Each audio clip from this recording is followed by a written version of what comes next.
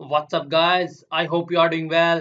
I am Veer, welcome to study lover. Code देखिए कितनी शानदार है। Meeting the deadline is not good enough, beating the deadline is my expectation. ये बिल्कुल ऐसे ही है। मान लीजिए किसी एग्जाम में 10 वैकेंसी निकली हुई है, ठीक है ना। तो उस 10 वैकेंसी में से एक बंदा तो बोलता है यार ओनली 10 ही वैकेंसी निकली है, पता नहीं हो पाएगा या नहीं हो पाएगा, चलो देख लेते हैं शायद हो जाएगा। और दूसरा बंदा बोलता है 10 वैकेंसी से मुझे मतलब नहीं है, मुझे एक वैकेंसी से मतलब है, और ये एक वैकेंसी मेरी है। 9 वैकेंसी भाड़ में जाए, भले ही नो नो की नो किसी को भी मिल जाए, पर ये मेरी वैकेंसी है। तो ये इनका एटीट्यूड था, यही बात इन्होंने यहाँ पे बोली है। तो इसी तरीके का भी हम लोगों का एटीट्यूड होना चाहिए। जब भी किसी जॉब के बारे में, किसी पोस्ट के बारे में सोचे, तो हमेशा अगर आप लोग इस तरीके से सोच के चलेंगे कि मुझे मतलब नहीं है कि 10 वैकेंसी है या 5 वैकेंसी है, मुझे तो एक सीट चाहिए यार। आप लोगों को एक ही सीट चाहिए, 10 निकली या 10,000 लिख जाए उससे थोड़ी ना मतलब है। तो अपनी एक सीट पे फोकस रखिए। अगर आप बोलेंगे कि वो मेरी है, तो वो आपकी ही होगी, उतनी एनर्जी आपके अंदर से निकल के आएगी। तो हमेशा अपने गोल पे, अपने पर्पज पे, अपने उद्देश्य पे फोकस कीजिए।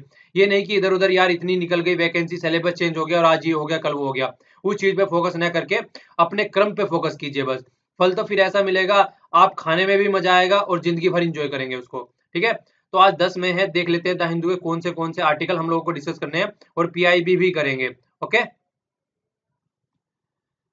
इसके अलावा मैं आप लोगों को बताना चाहता हूँ, कई सारे एसएमएस मुझे फेसबुक पे मिल रहे हैं। उसमें क्या लिखा हुआ है, कई बंदे तो अभी ये बोल रहे हैं कि उनको न्यूज़पेपर नहीं मिल रहा है। देखिए न्यूज़पेपर मैं डेली बता चुका हूँ आप लोगों को, टेलीग्राम पे लिंक है, यहाँ पे आप लोगों को न्यूज़पेपर डेली पोस्ट कर दिया जाता है यहाँ पे। तो जिनको न्यूज़पेपर नहीं मिलता है वो यहाँ से ले सकते हैं, ठीक है। और इसके अलावा कई बंदे और भी बोल रहे थे कि सर कहाँ से क्या क्या देखना है। देखिए मैंने कल फेसबुक पे टेलीग्राम का एक लिंक पोस्ट किया था, वहाँ पे आपको बहुत सारी चीजें मिल जाएंगी उस लिंक पे। द हिंदू का न्यूज़पेपर, इंडियन एक्सप्रेस का न्यूज़पेपर मिल जाएगा। इसके अलावा दोनों, जिसको पूरा न्यूज़पेपर डाउनलोड नहीं करना है, दोनों का एडिटोरियल पेज मिल जाएंगे। इसके अलावा वहाँ पे ऑल इंडिया रेडियो और राज्यसभा टीवी के भी प्रोग्राम मिलते हैं, ठीक है। और ये एडिटोरियल डिस्कशन की ये वाली वीडियो तो वहाँ पे पोस्ट की जाती है। तो ये सारी चीजें आप लोगों को वहाँ पे डेली मिल जाएंगी। अगर किसी को नॉर्मल तरीके से मिलने में प्रॉब्लम हो रही है तो वहां से उसको जाके वो कर लीजिएगा। मैंने फेसबुक पे लिंक पोस्ट कर दिया था कल, ठीक है। तो वहाँ पे देख लीजिएगा, यहाँ पे आप लोगों को वो लिंक मिल जाएगा। तो इसलिए अगर कोई भी टेंशन हो इस तरीके से, यार देखो चीज़ों को शेयर किया करो, ये नहीं कि अपने तक ही रखे, दूसरे तक भी उन चीज़ों को पहुँचाओ। अपने तक रखने में थोड़ा ना फ़ायदा है उस चीज़ का। हमको पूरी सोसाइटी को एक अच्छे लेवल पे लेके चलना है, ठीक है? तो जिसको ये चीज़ें नहीं मिल पा रही है किसी भी तरीके से, वो यहाँ से जाके इनको ले सकता है, ओके? और यहाँ पे अब फेसबुक पे क्वेश्चन भी पोस्ट किए जा रहे हैं, और कुछ मतलब रीजनिंग के क्वेश्चन भी यहाँ पे पोस्ट किए जाते हैं, जो कि आप लोग देख सकते हैं वहाँ पे। और नॉर्मल कुछ क्वेश्चन भी पोस्ट किए जाते हैं फेसबुक पे पेज पर। तो उनका आंसर दीजिए, शेयर कीजिए खुद, मतलब पार्टिसिपेट करिए जितना ज़्यादा कर सकते हैं, ओके? चलिए अब आगे चलते हैं। और शाम को एक वीडियो बनाने जा रहा हूँ मैं, जो कि आप लोगों को बहुत फ़ायदा पहुँचाएगी। जो जानना चाहते हैं ऑनलाइन कुछ टीचिंग के बारे में कि किस तरीके से होती है, काफ़ी उसके रिलेटेड भी एसएमएस मेरे पास आए हैं। तो उसके बारे में मैं एक्सप्लेन करने जा रहा हूँ आज शाम को। उस वीडियो को जितना शेयर कर सके उतना शेयर कीजिएगा, क्योंकि अगर किसी के अंदर कैपेबिलिटी है पढ़ाने की, तो मैं चाहता हूँ कि वो पढ़ाए बंदा, ठीक है ना? पढ़ना एक अलग बात है, पर पढ़ाने भी आना चाहिए हम लोगों को। तो उससे रिलेटेड भी शाम को एक वीडियो आ रही है आज, ओके? तो उससे फोकस कीजिएगा, और जितना शेयर कर सकते हैं उतना शेयर कीजिएगा उसको, ताकि जिसके अंदर टैलेंट है वो निकल के आगे आ सके। आइए अब आर्टिकल देख लेते हैं। ये वाला फर्स्ट आर्टिकल जस्टिस कर्नन से रिलेटेड है। आप लोगों से कल हम लोगों ने न्यूज़ डिस्कशन में भी इसको डिस्कस किया था, तो उनके बारे में देखेंगे। अब उनको सजा दे दी गई है सुप्रीम कोर्ट के द्वारा, जो सुप्रीम कोर्ट के जज हैं उनके द्वारा। तो ये बोला जा रहा है कि एक तरीके से कहीं न कहीं सही नहीं है। मतलब लोगों का ट्रस्ट पहली बार इस तरीके का हो रहा है, तो कहीं न कहीं लोगों का ट्रस्ट भी कम करेगा जुडिशरी में, अगर इस तरीके के केसेस निकल के आते हैं। तो देखेंगे अच्छे से क्या ये सिस्टम है, किस तरीके से इनकी अपॉइंटमेंट होती है, ये कोलिजियम सिस्टम क्या होता है, तो उस चीज़ को भी हम लोग अच्छे से देखेंगे। सीरिया में एक शांति बहाल करने के लिए अभी तुर्की, रसिया और ईरान ने मिलके एक मीटिंग की थी कजाकिस्तान में। तो वहाँ पे जो सॉल्यूशन निकल के आ रहा है उसको इम्प्लीमेंट करने की बात चल रही है। किस तरीके से उसको इम्प्लीमेंट करने जा रहे हैं और क्या उसके कॉन्सिक्वेंसेस हो सकते हैं, इसके बारे में आर्टिकल है। इस आर्टिकल को भी देखेंगे। ये आप लोगों ने सुना होगा, हम लोगों ने पीछे भी डिस्कस किया था स्पार्क के बारे में। एक ऐसी ऑर्गेनाइजेशन या ऐसी एजेंसी बनाने की बात चल रही है, जहाँ पे सारे साइंस के डिपार्टमेंट आके मिले, एक नोडल एजेंसी। तो उसको इन्होंने क्रिटिसाइज किया है। ये बोल रहे हैं कि यहाँ पे हमारी कंट्री में सारे डिपार्टमेंट सब कुछ अवेलेबल है। तो डिपार्टमेंट के ऊपर डिपार्टमेंट रखने से कोई मतलब नहीं है। जो ऑलरेडी अवेलेबल है उनको अच्छे से एडमिनिस्टर करो और उनको अच्छे से यूटिलाइज करो, उनको एफिशिएंट बनाओ, ना कि उसके ऊपर एक और डिपार्टमेंट बैठा दो ले जाके, ठीक है। ये वाला देखिए कर्नाटका से रिलेटेड है, पॉलिटिक्स कंप्लीट डिस्कस की गई है। पर फिर भी थोड़ा सा आप लोगों को यहाँ से आप लोगों के लिए क्वेश्चन बताना है। एक तो बताना है कि कर्नाटका जो स्टेट है उससे कितने स्टेट की बाउंड्री टच करती है, ठीक है। देखिए कर्नाटका स्टेट जो फॉर्मेशन हुआ था वो हुआ था 1956 में। 1956 में जो रीऑर्गेनाइजेशन वाला एक्ट निकल के आया था, उसके तहत कर्नाटक का गठन हुआ था। और कर्नाटक का जो पहला नाम था वो था मैसूर। तो मैसूर था पहला नाम कर्नाटक का, इसका चेंज करके फिर कर्नाटका कर दिया गया था 1956 में। कैपिटल है बैंगलोर। तो कैपिटल बैंगलोर के नाम से फिर वही क्वेश्चन निकल के आता है। यहाँ पे एक लेक है जिसको मैं कई बार बता चुका हूँ, जिसमें बार बार आग लग जाती है। ठीक है, आपको उस लेक का नाम बताना है। और देखिए यहाँ पे जो बैंगलोर सिटी है, इसमें मतलब बहुत ज्यादा इंडस्ट्री है, और इन इंडस्ट्रियों की वजह से ही वहाँ पे बहुत ज्यादा पोल्यूशन रहता है। उस लेक में बार बार आग लग जाती है। तो कई सारे डिसीजन आ चुके हैं एनजीटी के भी, उससे रिलेटेड नेशनल ग्रीन ट्रिब्यूनल के भी, तो फिर भी उसका कुछ सोल्यूशन नहीं निकल पा रहा है। ठीक है ना। तो इंडस्ट्रियल वेस्ट जो होता है उसका मेन रीजन होता है, तो इसी की वजह से वहां पे बार बार आग लगती है। तो आपको उस लेक का नाम बताना है नीचे कमेंट बॉक्स में। ओके, एक क्वेश्चन और बताइएगा, ये भी कई बार इस तरीके का पूछ लिया जाता है। ये बताइए कि देखिए डिक्रीजिंग ऑर्डर में जो स्टेट है हमारे यहाँ पे, सबसे ज्यादा एरिया किसका है, उसके बाद में किसका एरिया है। और हो सके तो आप अगर लिखना चाहे अपने अपने स्टेट की, जो अपने अपने स्टेट की आप लोगों को लिटरेसी रेट लिखना है, कितना कितना आपके स्टेट का लिटरेसी रेट है। ठीक है ना, दोनों का अलग अलग लिखिएगा, कितना मेल का है और कितना फीमेल का है, दोनों का लिटरेसी रेट कम से कम अपना स्टेट का तो पता होना चाहिए, और ओवरऑल और इंडिया का भी लिख दीजिएगा। बाकी ये सारे क्वेश्चन फिर सेकंड वाला जो वीडियो आएगा उसमें इनके सबके आंसर आप लोगों को मिल जाएंगे। ये वाला इंटरव्यू दे रखा है यहाँ पे, तो ज्यादा तो कुछ है नहीं इसमें। सलमान खुर्शीद जी का इंटरव्यू है। यहाँ पे बात क्या की गई है, ट्रिपल तलाक की बात की गई है। ट्रिपल तलाक वही होता है जिसमें मुस्लिम वुमेनों को, जो मुस्लिम मैन होते हैं, बहुत ही आसानी से तलाक तलाक तलाक 3 बार बोल के तलाक दे देते हैं। तो ये एक तरीके से बोला जाता है कि गलत व्यवहार किया जाता है मुस्लिम वुमेनों के साथ में, उनको इतने राइट्स नहीं दिए जाते हैं जितने की वहां के आदमियों को दिए जाते हैं। ठीक है, तो इससे रिलेटेड जो सलमान खुर्शीद जी हैं, ये बोल रहे हैं कि अच्छी खासी नॉलेज है, मैंने उसके ऊपर अच्छी खासी रिसर्च करी है। तो ये सुप्रीम कोर्ट को एक तरीके से अपनी मतलब सुप्रीम कोर्ट को हेल्प करना चाहते हैं इससे रिलेटेड, ट्रिपल तलाक के इशू से रिलेटेड। और सुप्रीम कोर्ट ने इनकी जो रिक्वेस्ट की थी वो एक्सेप्ट भी कर ली है। तो उसी से रिलेटेड इशू है, तो कई बातें बोली गई हैं। एक तो उलेमा के बारे में बातें बोली गई हैं। तो उलेमा के बारे में ये बातें इनसे पूछा गया कि आप लोग मानते हैं कि ये सही है। तो उन्होंने बोला कि देखिए, अगर कुछ उलेमा पाकिस्तान में, अफगानिस्तान में, उनका कुछ और रिव्यू रहता है, या फिर किसी और एरिया में है उसमें कुछ और रिव्यू रहता है, तो सब उलेमा का भी जो एक तरीके से सोचने का समझने का ढंग है वो बिल्कुल डिफरेंट है। और ये कहीं ना कहीं अगर देखा जाए, अगर मुस्लिम कम्युनिटी पिछड़ी रही है, तो आप मतलब पॉलिटिकल सिस्टम को कहीं ना कहीं एक रूप में ब्लेम कर सकते हैं, पर मैक्सिमम जो ब्लेम आप कर सकते हैं वो खुद की कम्युनिटी को ही करना पड़ेगा। क्योंकि जो कम्युनिटी जिस तरीके के लीडर चुन के बाहर लेके आएगी, वही उनके ऊपर फिर रूल करेंगे। तो जिस तरीके का आप लीडर लेके आ रहे हैं तो सही बात है ये, जिस तरीके का आप लीडर चुन के लेके आ रहे हैं अपनी कम्युनिटी से, तो उसी तरीके के लीडर आपके ऊपर रूल कर रहे हैं, और इसीलिए डेवलपमेंट भी उसी लेवल पे होके चलेगा। बस यही दो चार बातें। इसके बाद तो फिर बीजेपी की पॉलिटिक्स आ गई है। दोनों एक दूसरे को मतलब इन्होंने क्रिटिसाइज किया है फिर बीजेपी की पॉलिटिक्स को, कि किस तरीके से वो अपना अलग ही हिंदुत्व का फंडा लेके चलते हैं अलग से। तो उसके बारे में फिर जिक्र किया गया, मेनली यही था। ठीक है, ये वाला आर्टिकल है जापान से रिलेटेड। तो जापान की लोकेशन आप लोग जानते ही हैं। जापान, देखिए जापान से रिलेटेड जो आर्टिकल है ये, इसके बारे में आप लोगों को पहले भी हालांकि बता चुके हैं। यहाँ पे 4 आइलैंड है। ठीक है ना, तो ऊपर से लेके नीचे तक रिवीजन हो जाएगा आप लोगों का। चारों के चारों जो बड़े बड़े मेजर आइलैंड है, वैसे तो दुनिया भर के हैं यहाँ पे, उनका ऊपर से लेके नॉर्थ से लेके साउथ तक का उनका वो लिखिए सीक्वेंस की कौन कौन से हैं। ठीक है ना। तो जापान के बारे में आप लोगों को देखिए क्या एक बात बताना चाहता हूँ। आज तक जापान में जब सेकेंड वर्ल्ड वॉर खत्म हुआ था, तब से लेके जो यूएसए है वही जापान को प्रोटेक्शन देता है। अगर कोई कंट्री, अगर चाइना कल को जापान के साथ में लड़ाई करती है, तो ये इनडायरेक्ट वे में वो यूएसए के साथ में लड़ाई कर रही है। तो जापान को जो प्रोटेक्शन का जो काम किया जाता है, आज की डेट तक यूएसए प्रोवाइड करा रहा है जापान को प्रोटेक्शन। क्यों? क्योंकि सेकंड वर्ल्ड वॉर के बाद में जापान ने ये डिसाइड किया था कि जितनी भी फोर्सेस वगैरह है वो सारी अबेंडन कर दी। यहाँ पे आज की डेट में कोई भी ऐसी लार्ज फोर्स नहीं है जिससे कि किसी भी कंट्री के साथ में मतलब एक तरीके से लड़ाई की जा सके। सारे वेपन वगैरह इन्होंने साइड में रख दिए। तो एक शांति प्रिय सोसाइटी बन के रहना चाहते थे। पर लेकिन अगर आज की डेट में जो जिस तरीके से सिनेरियो चेंज हो रहे हैं, उस तरीके से बातें देखी जाए, सबसे बड़ी बात तो डोनाल्ड ट्रंप ने आते ही अपने जो भाषण दिए थे अपने जो चुनाव के दौरान में, उस टाइम पे इन्होंने बोला था कि हम किसी को रखो, हम किसी की सुरक्षा क्यों करें, कंट्री को अपनी सुरक्षा खुद करनी चाहिए। तो इस तरीके की स्टेटमेंट दी थी। इसके बाद में फिर आप लोग देखिए जिस तरीके से नॉर्थ कोरिया में प्रॉब्लम बढ़ती ही जा रही है, और चाइना जिस तरीके से एग्रेसिव रूप लेता जा रहा है यहाँ के साउथ चाइना वाले एरिया में, तो उस तरीके से सारी चीजों को देखते हुए जापान जब अब जो टर्न करने जा रही है अपने कॉन्स्टिट्यूशन को, 2022 तक अपने कॉन्स्टिट्यूशन को चेंज करने जा रहे हैं। अब ये फिर से जो ये आर्म फोर्स वगैरह होती है इन पे फोकस करने जा रहे हैं, फिर से एक तरीके से मिलिट्री पावर बनने की तरफ को ये अग्रसर होने की कोशिश कर रहे हैं। ठीक है ना। तो ये देखिए अगर इस तरीके से एग्रेसिव, इस तरीके कंट्री भी अपना एग्रेसिव रोल में आना स्टार्ट हो जाएगी तो फिर और ज्यादा टेंशन होना स्टार्ट हो जाएगी। तो उसी के बारे में यहाँ पे कुछ जिक्र किया गया है कि अगर कल को हो सकता है कि कल को ट्रम्प जिस तरीके का इनका रवैया है बोल दे जापान को कि मैं आपको प्रोटेक्शन प्रोवाइड नहीं करा सकता, जो ट्रीटी इनके बीच में हुई थी उसके तहत।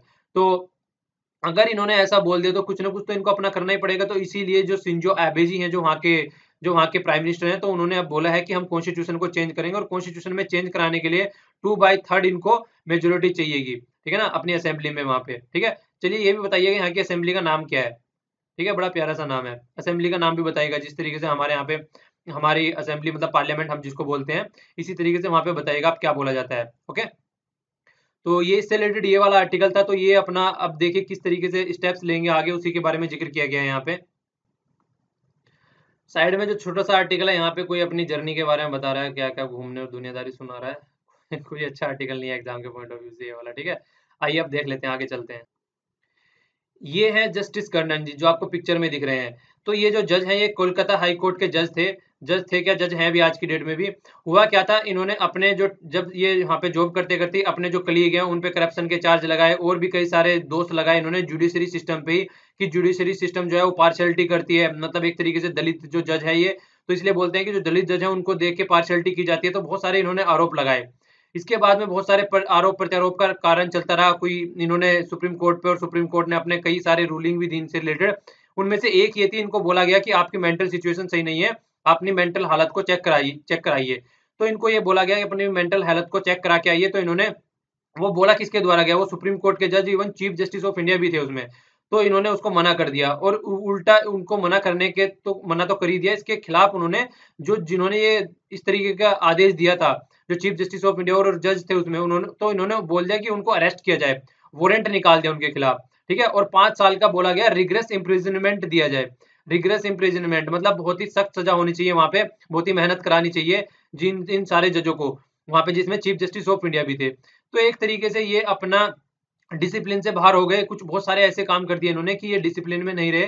तो अब इस चीज को देखते हुए इनको जो सुप्रीम कोर्ट है उन्होंने क्या किया है, इनको 6 महीने की प्रिजन दे दी है, मतलब जेल भेजने की बात बोली है 6 महीने के लिए। क्यों? क्योंकि ये एक बिल्कुल डिसिप्लिन से बाहर चले गए हैं। तो इन्होंने कोर्ट ऑफ कंटेम्प्ट भी किया है, इनको बुलाया गया था तो वहां पे हाजिर नहीं हुए सुप्रीम कोर्ट के सामने, और सुप्रीम कोर्ट के जजों को बोल रहे हैं कि मेरे सामने आके हाजिर हो। तो इस तरीके की बहुत सारी सिचुएशन सामने क्रिएट कर दी इन्होंने। तो कोर्ट ऑफ कंटेम्प्ट देखिए क्या होता है, अगर आपको कोर्ट के द्वारा बुलाया जाता है और आप वहां पे नहीं जाते हैं तो बहुत ही गलत चीज है ये। एक पहली बार बुलाया गया, आप नहीं गए, दूसरी बार फिर पुलिस आपके पास में आएगी, तीसरी बार में तो बस कहानी खराब हो जाएगी। ठीक है ना। अब फिर वही जज जिसका आप आदेश नहीं मान रहे, वही जज आपको आपकी सुनवाई वहां पे सुनेगा जब आप उसके सामने जाएंगे। अब सोचिए वो आपके साथ में कितना गलत कर सकता है। तो सबसे बड़ी बात यही होती है, अगर कोई आपको बुला रहा है तो सीधा सीधा बात यह है, फर्स्ट टाइम में ही वहां पे चला जाना चाहिए अगर कोई गलती की है तो इन्होंने कोर्ट ऑफ कंटेम्प्ट कर दिया है। अब देखिए क्या होगा आगे, वो देखने वाली बात होती है। तो इन्होंने बहुत सारे, जो मैंने अभी बताया आप लोगों को, बहुत सारे इन्होंने बात बताई करप्शन से रिलेटेड की करप्शन किया है जजों ने। तो और भी कई सारे, तो जब इनको मेंटल हेल्थ के लिए बोला गया तो इन्होंने उसको मना कर दिया कि मुझे चेक ही नहीं कराना है और मैं बिल्कुल सही हूँ। तो इस तरीके की जब सिचुएशन निकल के आई कई सारी सामने, जेल भेजने की बात कर दी गई। अब देखिए जेल भेजने की बात, वो भी जज के द्वारा, ये हिस्ट्री में फर्स्ट टाइम इस तरह की कंडीशन हो रही है कि जज के द्वारा जज को ही जेल भेजने की बात बोल दी गई है। तो ये कहीं ना कहीं मतलब जुडिशरी जो हिस्ट्री है, जुडिशरी की जो एक तरीके से गरिमा है, उस पर कहीं ना कहीं उंगली उठाने वाली बात हो गई। और सबसे बड़ी बात यह है कि कुछ महीनों में ये अभी रिटायर होने वाले थे। तो आर्टिकल में ये सजेशन भी दिया इनको कि गया है कि यार आप रिटायर होने वाले, तो क्यों फालतू की नोटंकी चाप रहे थे यहाँ पे। तो ये भी कहीं ना कहीं सजेशन दिया गया है कि आपको आराम से चीजों को सेटल डाउन करना चाहिए, और पूरे सुप्रीम कोर्ट पे उंगली उठा दी। ठीक है ना, तो वो भी एक सोचने वाली बात हो जाती है फिर। तो इसके अलावा देखिए और भी कई सारी बातें हैं, जैसे कि ये बोला जा रहा है अगर मान लीजिए इनको जेल भेज दिया गया है, क्या ये सही है जेल में भेजना?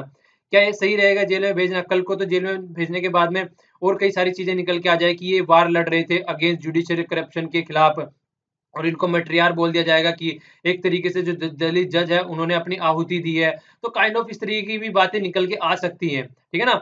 पर लेकिन जिस तरीके का बिहेवियर इन्होंने दिखाया है, और जिस तरीके की सिचुएशन रस्साकसी आज की डेट में चल रही थी इन दोनों कोर्ट के बीच में, सुप्रीम कोर्ट के और कलकत्ता हाई कोर्ट के, तो इतनी सारी चीजें देखते हुए भी पॉलिटिकल पार्टी ने कुछ भी अटेंशन अपना इधर को नहीं दिया। वो उन्होंने यही मतलब वो शांत रहे इस पे। हो वो चाहते तो मतलब इनका इम्पीचमेंट भी स्टार्ट कर सकते थे, पर लेकिन उन्होंने ऐसा कुछ नहीं किया। तो वो एक तरीके से तमाशा देख रहे थे, आप लोग ये बोल सकते हैं। ये बोलने की कोशिश की गई है यहाँ पे कि मिसबिहेवियर के तौर पर इनका इम्पीचमेंट किया जा सकता था, पर लेकिन ऐसा कुछ नहीं किया गया। ठीक है? तो एक तरीके से देखिए जो कोलिजियम सिस्टम है, कहीं न कहीं गवर्नमेंट भी अपना खुन्नस खाए बैठी है, क्योंकि एनजीएसी जो था वो सुप्रीम कोर्ट ने रिजेक्ट कर दिया था और कोलिजियम सिस्टम के तहत जो जजों को है वो नियुक्त किया जाता है। तो कहीं न कहीं वो पॉलिटिकल पार्टी भी इसलिए चुप बैठी है कि देखें कि अपना कोलिजियम सिस्टम इनका कितना वर्क कर रहा है। तो इसीलिए हो सकता है कि उन्होंने इसमें कहीं भी इंटरफेयर नहीं किया है। तो ये देखिए डिसिप्लिन तो मेंटेन करने वाली बात ही है, वरना जुडिशरी के ऊपर लोगों का ट्रस्ट होना बंद हो जाएगा। थोड़ा-सा इसके बारे में एक बार देख लेते हैं ये दोनों सिस्टम, कोलिजियन सिस्टम है और एनजीएसी। हाल इसके बारे में तो ज़िक्र करना वैसे अब है भी नहीं कोई मतलब, क्योंकि इसको खारिज कर दिया गया था सुप्रीम कोर्ट के द्वारा। कोलिजियम सिस्टम के बारे में जान लेते हैं। ओरिजिनल जो प्रोविज़न है अगर हमारे कॉन्स्टिट्यूशन में देखा जाए तो अंडर आर्टिकल 124, ठीक है ना? और अंडर आर्टिकल 217 जो क्लॉज़ 2 और क्लॉज़ 1 है इन दोनों की, तो उसके तहत बोला जाता है कि सुप्रीम कोर्ट में जजों को जो अपॉइंट किया जाएगा वो प्रेसिडेंट के द्वारा किया जाएगा। कंसल्टेंट किसके साथ में पूछताछ करके चीफ जस्टिस ऑफ इंडिया के साथ में, ठीक है ना? तो government was not bounded by chief justice recommendation. तो एक तरीके से यहाँ तक अगर आप लोग देखें, यहाँ तो एक बात देखने को मिलती है कि जो एक तरीके से अपॉइंटमेंट की जा रही है कहीं न कहीं वो किसके द्वारा की जा रही है? गवर्नमेंट के द्वारा की जा रही है, ठीक है ना? देखिए हमेशा 2 चीज़ें रहती हैं, या तो हमेशा जो जुडिशरी अगर कमज़ोर है तो गवर्नमेंट अपनी पावर दिखाने की सोचती है और गवर्नमेंट अगर कमज़ोर है तो जुडिशरी अपनी पावर दिखाने की कोशिश करती है। तो इस तरीके की सिचुएशन मैक्सिमम बनी रहती है हमेशा टाइम, ठीक है ना? तो यहाँ पे फिर क्या देखने को मिला? जुडिशियल टेकओवर देखने को मिला। इस टाइम पे जो गवर्नमेंट थी वो ज़्यादा अच्छी खासी लेवल की नहीं थी, आपस में ही लड़ाई चल रही थी, तो एक मिली-जुली गवर्नमेंट थी उस टाइम पे। तो सुप्रीम कोर्ट ने क्या किया, एक तरीके से उनको मौका मिल गया, तो उन्होंने इंट्रोड्यूस कर दिया 1993 में कोलिजियम सिस्टम। तो ये कोलिजियम सिस्टम उस टाइम पे निकल के आया, पहले से कुछ नहीं था ये, ठीक है ना? ये एक तरीके से जुडिशरी को इंडिपेंडेंट बनाने के लिए इन्होंने इस सिस्टम को किया कि ये सिस्टम लेके आते हैं जिससे कि चीज़ों को सेटल डाउन किया जा सके, ठीक है? तो 1993 में कोलिजियम सिस्टम निकल के आया। तो अगर आप स्टार्टिंग में देखा जाए जो कोलिजन सिस्टम बनाया गया 1993 में, तो वहाँ पे क्या सिस्टम था आप लोग देखा जाए, यहाँ पे सुप्रीम कोर्ट जो थे वो रिकमेंडेशन दिया करते थे, ठीक है ना? पर रिकमेंडेशन वो बाउंड नहीं थी। पर इसके बाद में 1998 में क्या कर दिया गया, एक 9 जज की बेंच कॉन्स्टिट्यूशन की बैठी, तो उन्होंने क्या किया, उन्होंने ये बोल दिया कि जो कंसल्टेंसी दी जाती है, जो सजेशन दिया जाता है, ठीक है ना? तो वो एक इफेक्टिव है, ठीक है ना? वो एक प्राइमेसी मतलब उसको प्राइमरी बनाना है, उसको मतलब एक तरीके से ये मानना है कि वो जो दे दिया गया है, जो सजेशन दिया गया है, उसको ओवररूड नहीं किया जा सकता, ठीक है? और इसके बाद में देखिए जो कोलिजियम सिस्टम में जो कंपोजिशन के बारे में बात कर रहे हैं, तो टॉप पैनल 5 सुप्रीम कोर्ट के जज इसमें अपॉइंट करते हैं सेक्रेसी के तहत। और सबसे बड़ी बात क्या है, ये वीटो पावर के तौर में इसको देखा गया। क्या तरीके से कि अगर एक बार कोलिजियम सिस्टम मतलब गवर्नमेंट को क्या हुआ कि गवर्नमेंट ने इसने कोई सुप्रीम कोर्ट के जजों को अपॉइंटमेंट करना है, गवर्नमेंट के पास में भेजा कि इनका अपॉइंटमेंट कर दो। गवर्नमेंट ने उसको रिटर्न कर दिया। तो सेकंड टाइम अगर कोलिजियम सिस्टम उसको भेजेगा तो गवर्नमेंट को अपॉइंट करना ही करना पड़ेगा, वो उसको रिटर्न नहीं कर सकते। तो इस तरीके की बात हो गई। तो कहीं न कहीं आप लोग बोल सकते हैं अब जुडिशरी यहाँ पे इंडिपेंडेंट हो चुकी है। जुडिशरी अपने डिसीजन खुद ले सकती है किसको अपॉइंटमेंट करना है और किसको अपॉइंटमेंट नहीं करना है। तो इसी कोलिजियम सिस्टम के तहत जस्टिस कर्नन को भी अपॉइंट किया गया था। तो ये कहीं न कहीं उसी चीज़ को देखने की बातें चल रही है कि इस तरीके से अगर कोई बिहेव कर रहा है तो क्या फिर ये सही है जो कि जुडिशरी को जो कोलिजियम सिस्टम के तहत अपॉइंट किया जाता है। यहाँ एनजीएसी निकल के आया था, एनजीएसी को खारिज कर दिया गया था क्योंकि जो उसकी कंपोजिशन थी, कंपोजिशन में देखिए क्या था, चीफ जस्टिस ऑफ इंडिया थे, 2 सीनियर मोस्ट सुप्रीम कोर्ट के जज थे, इसके अलावा यूनियन के लॉ मिनिस्टर थे और इसके अलावा 2 एमिनेंट पर्सनैलिटी थी। तो यूनियन के लॉ मिनिस्टर हो गए और 2 एमिनेंट पर्सनैलिटी हो गई। तो इसके अगर आप देखने को देखें यहाँ पे 3 जज हो गए और 3 हो गए दूसरे। तो बिल्कुल ऐसे ही हो गया जिस तरीके से आरबीआई की जो मॉनेटरी पॉलिसी की कमेटी होती है ना, वो मॉनेटरी पॉलिसी सेट करती है, 6 आदमी है वहाँ पे, 3 आरबीआई के हैं और 3 गवर्नमेंट के हैं। तो इस तरीके से जो पावर चलती है वहाँ पे, तो तीनों के एक तरीके से मतलब डेडलॉक भी बन सकता है, काफ़ी चांसेस रहते हैं। तो यहाँ पे भी 3 गवर्नमेंट के आदमी हो गए और 3 एक तरीके से जज हो गए। तो अगर ये 3 जज भी साथ में रहे तो फिर भी एक अपना डिसीजन वो चाहे उसको इम्प्लीमेंट नहीं कर सकते। तो कहीं न कहीं इसमें डेडलॉक बना हुआ रह सकता है। तो ये बात भी बोली गई थी, अगर उस डेडलॉक को भी सॉल्यूशन, तो वो कहीं न कहीं एक तरीके से जुडिशरी की इंडिपेंडेंसी को हार्म कर रहा था। तो इसीलिए जो ये कॉन्स्टिट्यूशन 99th कॉन्स्टिट्यूशन अमेंडमेंट 2014 में किया गया था, इसको खत्म कर दिया गया और एनजेएसी को साइड में कर दिया गया कि ये इंडिपेंडेंसी ऑफ द जुडिशरी को हार्म कर रहा है। देखिए हमारे कॉन्स्टिट्यूशन में अगर देखा जाए, अगर प्रॉपर वे में, एक तरीके से सबसे बड़ी बात क्या है, सबसे बड़ी बात यही है कि देखिए जुडिशरी, एग्जीक्यूटिव और लेजिस्लेटिव सबको अपना-अपना काम करना चाहिए, एक दूसरे के काम में इंटरफेयर नहीं करना चाहिए, ठीक है? पर लेकिन चेक एंड बैलेंस है, चेक एंड बैलेंस का सिस्टम है। अगर कोई गलत काम कर रहा है तो दूसरा उसको बोल सकता है कि तुझे गलत काम नहीं करना है, पर उसके काम में जाके इंटरफेयर करना ये नहीं लिखा है कहीं भी कॉन्स्टिट्यूशन में। तो अपने अपने एरिया में दायरे में रह के आप लोगों को काम करना है और एक हार्मनी मेंटेन करके रखनी है, ठीक है। तो ये इस तरीके का सिस्टम था यहाँ पे।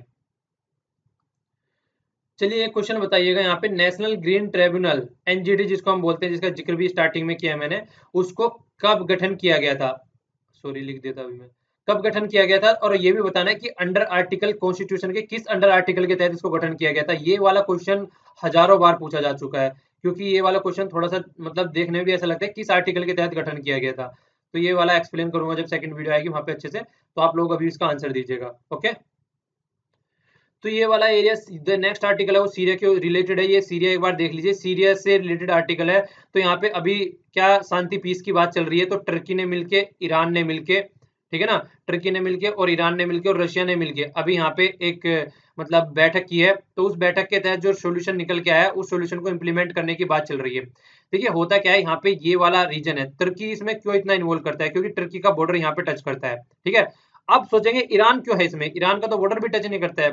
ईरान इसलिए है यहाँ पे, मैंने कई बार जिक्र कर चुका हूँ, कुर्दिस्तान वाला रीजन। तो एक कुर्दिस्तान बनाने की बात चल रही है इस वाले रीजन को काट के। यहाँ से अगर कुर्दिस्तान बन जाता है तो तुर्की का भी एरिया जाएगा यहाँ पे, ईरान का भी एरिया जाएगा, इराक का भी जाएगा। तो वो अगर बन जाता है वो वाला एरिया, तो कहीं ना कहीं इसका भी हार्म होगा और इसको भी नुकसान पहुंचेगा। तो इसीलिए ईरान को भी यहाँ पे रखा गया है, ठीक है ना। तो ये सारे एक तरीके से यहाँ पे डायरेक्ट इनडायरेक्ट वे में पार्टी है सारी, ठीक है ना। तो चल क्या रहा है सीरिया में, सीरिया में ये चल रहा है, देखिए यहाँ पे एक साइड में तो है अपोजिशन, ठीक है ना, और एक साइड में है जो पार्टी है जो कि यहाँ पे रूल कर रही है। जो पार्टी रूल कर रही है उसके साथ में जो मेन पार्टी है वो है रशिया, जो कि हमेशा उसका साथ देती है, और चाइना भी कुछ हद तक आप लोग बोल सकते हैं। और दूसरी साइड में जो अपोजिशन है, अपोजिशन वाली की साइड में बहुत सारी कंट्री है, मैक्सिमम वेस्टर्न कंट्री है, यूएसए हो गया, फ्रांस हो गया। तो ये सारी कंट्री जितनी है वो अपोजिशन की साइड में है, ठीक है ना। तो ये लड़ रहे हैं यहाँ पे, तो डायरेक्ट कोई नहीं ग्राउंड में है। जो यहाँ पे पार्टी है, यहाँ पे जो गवर्नमेंट है उसको जो सपोर्ट प्रोवाइड करा रहा है वो रशिया प्रोवाइड कर रहा है, और यहाँ पे जो अपोजिशन को सपोर्ट प्रोवाइड करा रहे हैं वेस्टर्न कंट्री सारी प्रोवाइड करा रही है। पर लेकिन डायरेक्टली यहाँ पे कोई नहीं आ रहा है ग्राउंड में, सब इनडायरेक्टली वे में मतलब पीछे से सपोर्ट प्रोवाइड करा रहे हैं सब। तो ये कंडीशन यहाँ पे बनी हुई है। तो दुनिया भर के आदमी यहाँ पे मारे जा चुके हैं, बच्चे भी मारे जा चुके हैं, और यहाँ के प्रेसिडेंट को है बशर अल असद, यहाँ के प्रेसिडेंट है।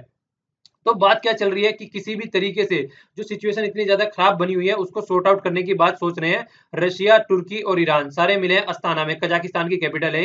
यहाँ पे मिलकर इन्होंने बात करी है, और किसी भी तरीके से जो यहाँ पे प्रॉब्लम चल रही है उसको सॉर्ट आउट करने के बारे में सोचा गया है, ठीक है ना। देखिए कई बार सीज फायर हो चुके हैं, सीज फायर का मतलब कई बार बोल चुके हैं कि यहाँ पे कुछ हॉस्टिलिटी नहीं करनी है, लड़ाई नहीं करनी है, पर लेकिन बार बार फिर से वो कोलैप्स हो जाता है, उस पर कोई भी टिका हुआ नहीं रहता है।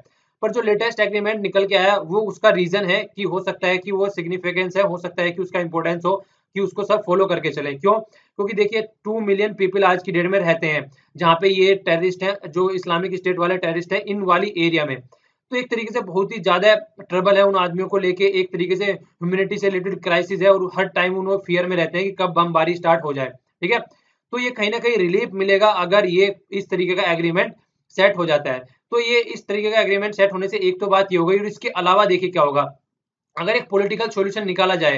देखिए 3 जो मेन एक्सटर्नल फैक्टर है, जो प्लेयर हैं जो यहाँ पे बात कर रहे हैं तुर्की मिलके, अगर ये इस प्रोसेस में आ जाते हैं तो कहीं ना कहीं यही तो फोर्सों को सप्लाई कर रहे हैं। तो ये सप्लाई नहीं करेंगे तो जो टेंशन होगी वो थोड़ी कम होगी, और सीरिया वाले रीजन में जो स्टॉप होगा, जो बम बारिंग हो रही है, तो चीजें जो है वो थोड़ी सेटल डाउन हो जाएंगी, ठीक है। और इसके अलावा देखिए कई और सारी बात भी है, अगर इस तरीके से चीजें चलती रही जिस तरीके से चल रही है, रिफ्यूजी वाली कंडीशन भी और ज्यादा बढ़ेगी, जिसकी वजह से सब बहुत ही ज्यादा परेशान है। जिस तरीके से मैंने बताया था कि टर्की ने यहाँ पे लोग जैम लगा के रख रखा है जिससे कि यहाँ से रिफ्यूजी वहां पे ना जा सके, तो रिफ्यूजी वाली कंडीशन भी और ज्यादा बढ़ेगी। बस थोड़ी प्रॉब्लम क्या है यहाँ पे जो देखने को मिलती है वो ये है कि इन तीनों कंट्री ने मिलकर सोल्यूशन निकाल लिया। लास्ट आर्टिकल में हम लोगों ने डिस्कस किया था जब, उसमें क्या बोला गया था, ना तो यहाँ पे गवर्नमेंट है, ठीक है ना, जो सीरिया में गवर्नमेंट है, ना अपोजिशन है, ठीक है ना। तो बेगा ये तो वही बात होगी ना, बेगाली सादी में अब्दुल्ला दीवाने।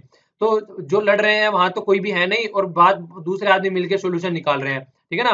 दो पड़ोसियों की लड़ाई हो रही है और तीसरा आदमी मिलकर अपना घर पे बैठ के कह रहा है कि ऐसे करते हैं ऐसे करते हैं, दोनों को सेटल डाउन करते हैं। भाई उनको तो बैठाओ पहले आके, अगर लोक अदालत भी हम लोग सेटल डाउन करते हैं तो दोनों पार्टी आती है वहां पे, तब मिलकर उनका सोल्यूशन निकाला जाता है। तो यहाँ पे आपने तो किस लोगों को भी नहीं बैठाया इनमें से किसी को भी। पर लेकिन जो ये सॉल्यूशन करने की बात चल रही है, इसके तहत बात क्या की जा रही है, देखिए कहीं ना कहीं अब चीजों को सेटल डाउन किया जाएगा और एक पब्लिक सर्विस प्रोवाइड कराई जाएगी जो कि रिबेलियन वाले एरिया है, ठीक है। तो गवर्नमेंट का ये काम रहेगा कि वहाँ पे पब्लिक सर्विस प्रोवाइड कराई जाए, वहाँ पे सोशल सर्विस प्रोवाइड कराई जाए, हेल्थ से रिलेटेड, खाना पीना से रिलेटेड, उस तरीके की चीजें। इन रिटर्न जो अपोजिशन है उसको भी फाइट जो है स्टॉप करनी पड़ेगी। ऐसा नहीं है कि एक साइड से ही करेंगे, तो दोनों को फाइट को स्टॉप करने की बात चल रही है। ठीक है। तो वेस्टर्न कंट्री भी नहीं है अगर इसमें देखा जाए, इस वाला जो ये बात कर रहे हैं मिलके। तो ये देखिए कुछ इस तरीके के सोल्यूशन निकालने की कोशिश की जाती है बस, पर लेकिन किस तरीके से वो होगा वो तो आगे आगे आने वाले टाइम में देखा जाएगा। क्योंकि जो मेन पार्टी है वो भी नहीं है, अपोजिशन भी नहीं है, और जो बाहर उनको सप्लाई कर रहे हैं वो भी नहीं है। तो इसलिए कहीं ना कहीं इस तरीके की चीजों पे आशंका रहती है हर टाइम। पर लेकिन इस एग्रीमेंट में कुछ बातें की गई हैं जो कि आगे आके इंप्लीमेंट की जा सकती है। वहां पे क्या बोला गया है इस एग्रीमेंट में, देखिए जो रिबेल है, जो वहां पे अपोजिशन है और जो गवर्नमेंट है, दोनों को भी मिलाया जाएगा। नेगोशिएशन होगी जनेवा में, ठीक है ना। जनेवा में दोनों मिलेंगे, और इसके साथ जून में ये मिलेंगे यहाँ पे। इसके साथ में जो रसिया और जो ये लगे हुए हैं और सब, वो सब मिलेंगे जुलाई में। ये कजाकिस्तान में मिलेंगे। क्यों? देखिए पहले इनको मिलाया जाएगा, इनको मिलाने के बाद में जो ये सॉल्यूशन निकालेंगे, उसके बाद में फिर उसका एनालिसिस किया जाएगा इनके द्वारा। तो जून, जून से बाद में जुलाई, तो इसलिए जुलाई में इसकी बैठक रखी गई है। ठीक है। तो इससे क्या कहने हैं, पॉलिटिकल प्रोसेस को बूस्ट मिलेगा कि पॉलिटिकल नेगोशिएशन हो सकती है। पर लेकिन इसके अपोजिट में एक चीज और बोली जाती है कि देखिए पॉलिटिकल सॉल्यूशन बहुत बार निकालने की बात की गई है, पर लेकिन पास्ट में आज तक पॉलिटिकल सॉल्यूशन जो है बहुत ज्यादा कॉम्प्लेक्स नेचर के बन चुके हैं, और एक सिविल वार चल रही है यहाँ पे। तो पॉलिटिकल सॉल्यूशन का आज तक कोई भी सॉल्यूशन निकल के नहीं आया है। पर फिर भी देखिए सबसे सीधा सॉल्यूशन होता है कि बैठ के टेबल पे बात करें। अगर किसी के साथ में कोई प्रॉब्लम हो रही है, सबसे सीधी सी फंडा है कि उसके साथ में बैठ के बात करें, तो प्रॉब्लम का सॉल्यूशन निकाला जा सकता है। ये सबसे बेस्ट सॉल्यूशन है पॉलिटिकल प्रोसेस को निकालने वाला, ठीक है ना। तो इसी तरीके से अगर बैठ के बात करेंगे, तो जो वहाँ पे कंडीशन खराब हो रखी है बच्चों से रिलेटेड या और सबसे रिलेटेड, वो भी सिचुएशन सॉर्ट आउट हो जाएगी। तो सबसे अच्छी बात वही है कि किसी न किसी तरीके से सॉल्यूशन को निकाल के बैठ के सब बातें करें। ओके। यहाँ पे स्पार्क के बारे में बात की जा रही है। एजेंसी का नाम याद रखिएगा, इंपॉर्टेंट हो जाता है, खासकर खासकर न्यूज में बहुत ज्यादा है। तो sustainable progress through the application of research and the knowledge, तो इसका ये नाम है, फुल फॉर्म है ये इसकी। इस तरीके की कई बार पूछ ले जाते हैं कि ए का मतलब क्या है, खासकर बैंकिंग में इस तरह के क्वेश्चन बहुत बार आते हैं, ठीक है ना। तो सिनर्जी बनाने के लिए बात की जा रही है कि ये एक तरीके से सिनर्जी बनाएगी जो कि साइंस की एक्टिविटी है इंडिया में, ठीक है। तो इसके बारे में बात की गई है। लेकिन नॉर्मली हमारे यहाँ पे ये इस तरीके के सजेशन क्यों दिए गए हैं, इस तरीके के सजेशन इसलिए दिए गए हैं क्योंकि इसरो जो है वो बहुत ही ज्यादा सक्सेसफुल है।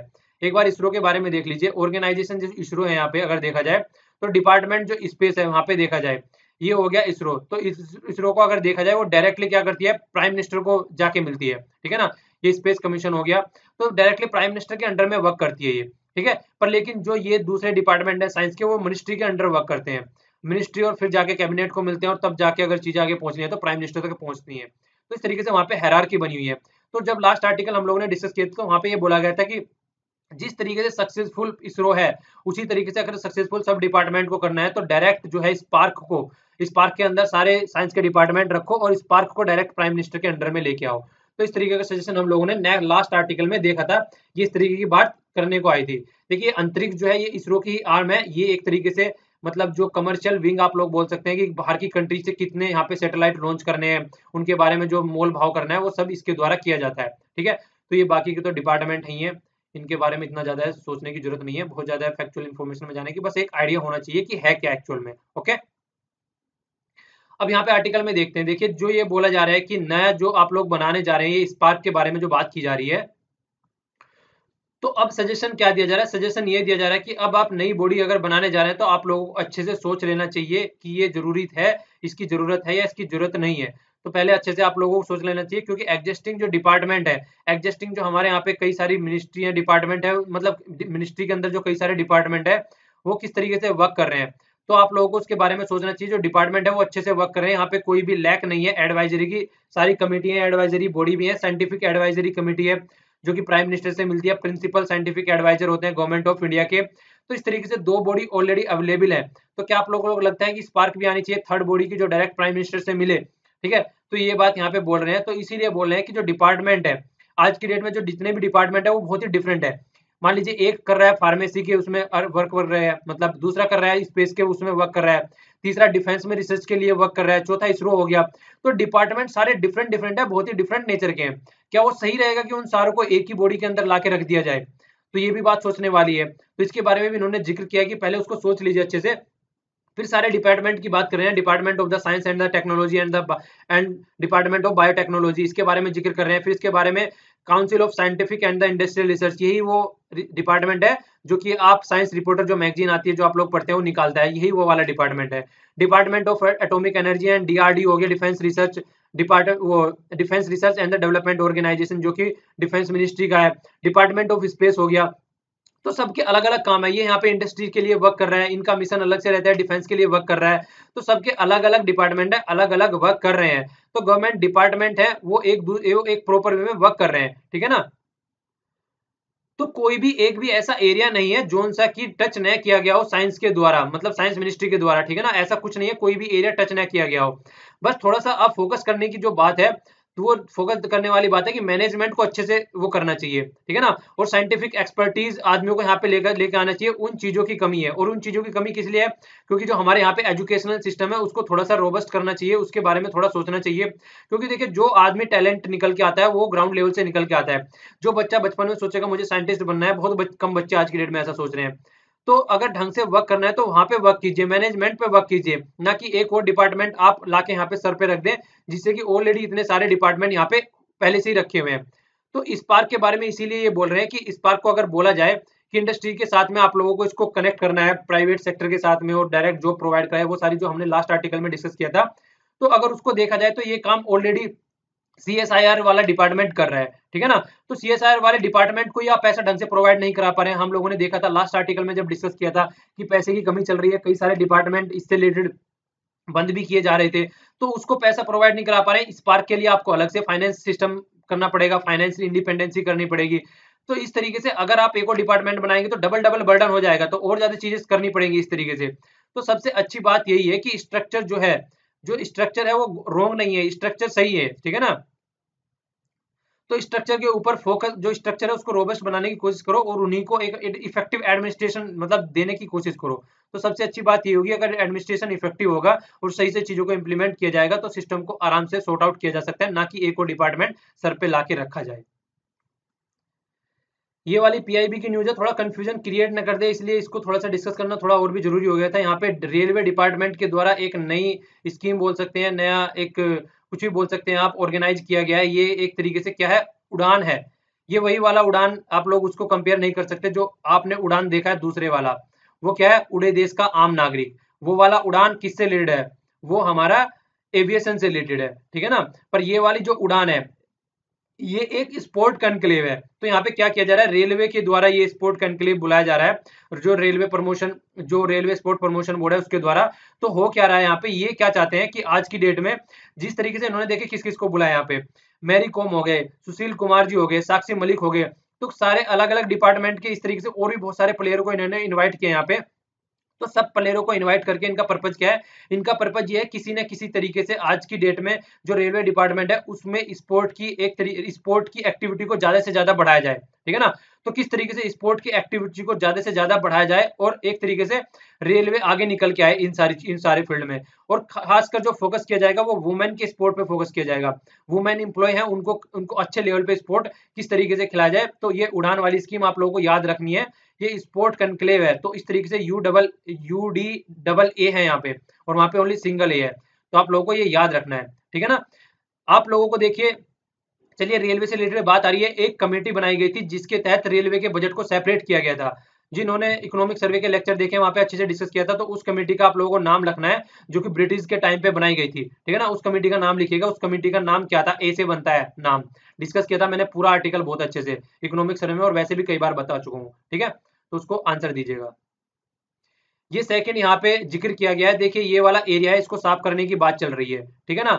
ये वाला एरिया, इस वाले एरिया का नाम है बरापुल्लाहा ड्रेन। तो ये वाला एरिया को क्लीन करने की बात की गई है। तो जो क्लीन करने की बात की गई है, दिल्ली में है ये वाला एरिया। तो उसके लिए एक प्रोजेक्ट चलाया गया है।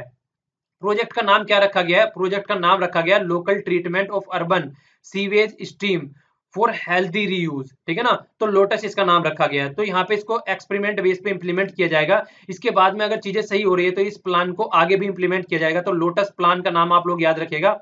इस तरीके से याद रख सकते हैं कि कमल का फूल जो है वो कीचड़ में खिलता है, ठीक है ना। तो कीचड़ को साफ करने की यहाँ पे बात की जा रही है। यहाँ पे इंपॉर्टेंट चीज क्या है, कोलैबोरेट कर रहे हैं डच के साथ में, ठीक है ना। डच कौन है, नीदरलैंड।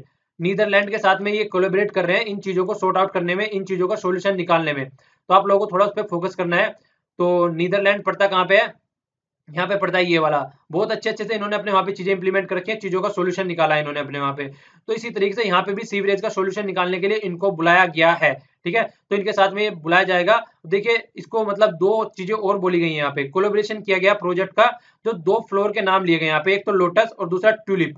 ट्यूलिप आप लोगों ने देखा होगा राष्ट्रपति भवन में बहुत सारे पौधे हैं इसके, जो भी घूमने गया होगा वहाँ पे फरवरी में, जो मुगल गार्डन है उसको घूम जब जाते हैं वहाँ पे, तो यहाँ पे दोनों को लेकर गया, जो हो गया हमारा, और टुलिप को इनके लिए लिया गया है, ठीक है ना, डच के लिए, ठीक है। तो इस तरीके से इसको किसी न किसी तरीके से साफ करना है।